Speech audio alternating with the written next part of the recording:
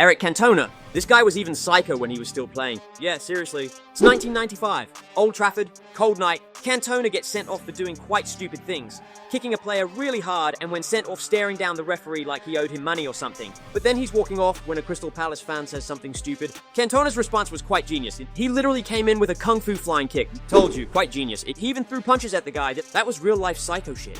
But then came the big shock. He got banned for 9 months. Meanwhile, he gave an interview when the media asked him to apologize. He stepped up to the mic and said, "When the seagulls follow the trawler, it is because they think sardines will be thrown into the sea." That's it. That was his explanation.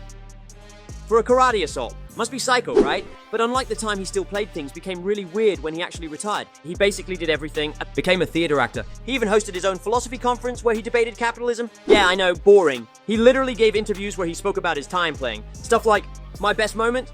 I have a lot of good moments, but the one I prefer is when I kicked the hooligan." That's not even a joke, that's a quote. Seriously. But then came maybe even the most insane thing of all. He once campaigned to become FIFA president, not even joking. In his campaign pitch, he said, "I will be the only president who has stood up for something real." I told you, quite psycho. George Best. Basically, the Jack Grealish before Jack Grealish, but one thing was different. He could actually play ball. Seriously, his dribbles were disrespectful, and when he scored it were somehow always insane goals. But then, he stepped off the pitch. Things became really weird this time. He ghosted his career kind of. One day he was dazzling at Old Trafford. Next day, he was in a Las Vegas hotel room with Miss World and a minibar that feared for its life. He was football's first rock star, and he abused that title like it came with unlimited drinks and no consequences. This man once missed a match because he lost track of time while partying with 2 women and a bottle of champagne the size of a traffic cone. Another time, he disappeared for a week, only to show up with a tan, a new girlfriend, and zero memory of where he'd been. Again, quite psycho. But that wasn't even all. The most shameful things were about to happen. The marriages? Yep, he married beauty queens like Vinny is crying nowadays. Just everyday business. One wife of him even said, George was in love with one thing, being George Best. But unlike the other crazy things he did and spended money on, there were his genius investments. Financially? Oh boy, he made millions.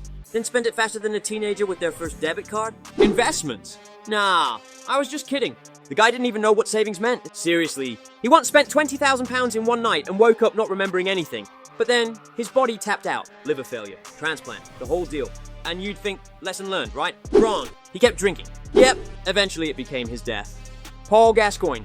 This guy was a generational talent. He was the kind of midfielder who could take on 5 players and still make the pass. Basically Rodri before Rodri, I guess. But unlike the other players, this time it took a real dark twist. Because after retirement, oh buddy, that's when everything started. One time he got kicked out of a hotel, not for trashing the room, no, for trying to host a pool party in the lobby fountain. But the strangest thing he did was that he even went on stage at a charity event, took the mic from the host, and told the crowd that he wanted to die. Later on, this all would make sense. He released an autobiography.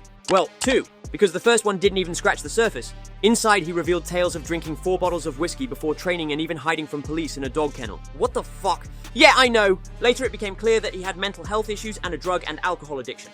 Joey Barton. 13 May 2012. Manchester City is playing Queen's Park Rangers at the Etihad Stadium in both teams' 38th and final match of the season. City entered the match in first place on goal difference while needing to match or better United's result. Meanwhile, QPR entered the match 1 spot above the relegation zone, knowing that a draw would secure safety at the expense of Bolton Wanderers. But what then happened was real-life psycho shit. It would get him a 12-match ban eventually. City won the match and the league title, reversing a 2-1 deficit by scoring 2 goals within 2 minutes and 5 seconds during stoppage time. But the real shock happened earlier on in the match. Barton appeared to elbow Carlos Tevez off the ball and was shown a straight red card. Walking away from the referee, Barton walked up behind Sergio Aguero and kneed him in the back of the leg before attempting to headbutt Vincent Kompany. Thank God they quickly led him to the locker rooms because Balotelli was also on the field. Told you, really a psycho. But all this was nothing compared to when the playing stopped. Oh no, he didn't cool off. He evolved basically, he tried management. But that wasn't his thing either. He literally got banned for placing over 1,200 bets on matches, including games he played or managed in. Yep. Faustino Asprilla. This man once launched a condom empire after retiring. Yes, Tino condoms. He advertised them himself, on TV. But that was maybe even the least of the crazy stuff he did. This guy played for Newcastle United. Meanwhile, rumours started circulating that he owned a private army, not security guards, an army. But why did he have that army? Well, to protect his ranch. Which, surprise, wasn't just a ranch, it was a nightclub. But maybe that was a one-off, right? Nope. In 2008, he was accused of involvement in a kidnapping attempt. Was it proven? Not yet, I guess. Rene Higuita. Unlike the other stories, things go really weird this time. He was literally friends with Pablo Escobar. What the fuck? Yeah. But before the cartel drama and stuff, he was just a Goalkeeper. While every other goalkeeper in the 90s was glued to the 6-yard line like their feet were cemented in tactics, Higuita would take the ball and start dribbling. Yeah, seriously, but then Wembley Stadium. England lobs in a cross, Higuita could catch it, but what does he do? He jumps forward, flips both heels behind his back midair, and clears it like a psycho. Literally. He did what we now call the scorpion kick.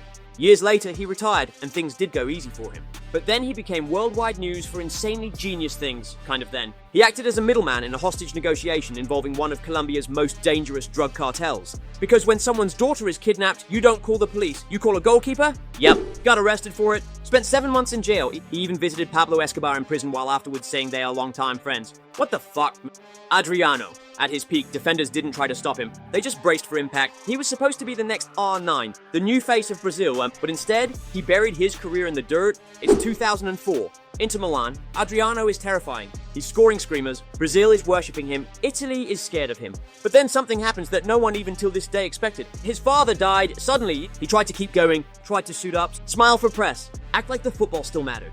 But he wasn't chasing goals anymore. He was chasing ghosts, and at 22 he had the world in his hands. By 24, he was drinking before matches. By 26, he was disappearing for days. Nobody knew where he was. Well, actually, they did. He was in the favelas, back in Rio, in the alleys he grew up in. Unlike the others, Adriano didn't retire from football. He just walked away from it. Inter tried everything. Private therapist, fitness coaches hired his friends to keep him company. They offered him counseling, support, millions. But what do you give a man who's already dead inside? Later on, he went back to Rio.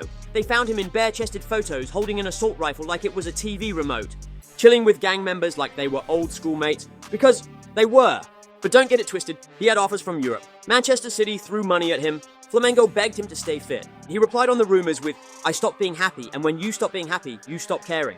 Today, he lives back in Villa Cruzeiro, hangs out on plastic chairs with flip-flops and no regrets. He's got a tattoo of his dad on his arm and a hole in his soul he never tried to hide. You'll never see him in a pundit's chair. He doesn't do analysis. He was the analysis. David James. Believe it or not, this guy played up over 500 appearances for Liverpool, Aston Villa, West Ham, Manchester City. He even featured in L'Oreal ads because, yes, the man had shampoo model hair. But when David James retired in 2014, everything changed, like immediately. He retired into bankruptcy, and not like lost a few investments, bankruptcy. We're talking high-end train wreck. He was reportedly £3 million in debt, which is impressive considering he earned nearly £20 million during his career. Let's do the math. That's like lighting £17 million on fire and then renting the ashes. No, seriously. But how did he do it? Simple. Divorce. Always a classic financial landmine. Bad business deals, including a modeling agency that crashed faster than his late career saves. Property speculation, because nothing says financial literacy like overpaying for a second mansion during a recession. And allegedly, a little sprinkle of chronic spending disorder like buying art, designer clothes, and enough gadgets to open a small museum. When the bankruptcy hit, it was public and humiliating. He had to auction off his stuff. Like everything. Match-worn shirts, signed memorabilia, used lawnmower, second-hand toaster. Even his Vauxhall Astra, a car so depressing it makes you forget he used to play in Champions League qualifiers. He even was obsessed with fashion, once arriving to training in trousers so tight they looked spray-painted. And eco-friendly living? Yeah, he was all in. In a world of Bentleys and Rolexes, David James biked to training. Yep. How did he lose all the money? Still don't know.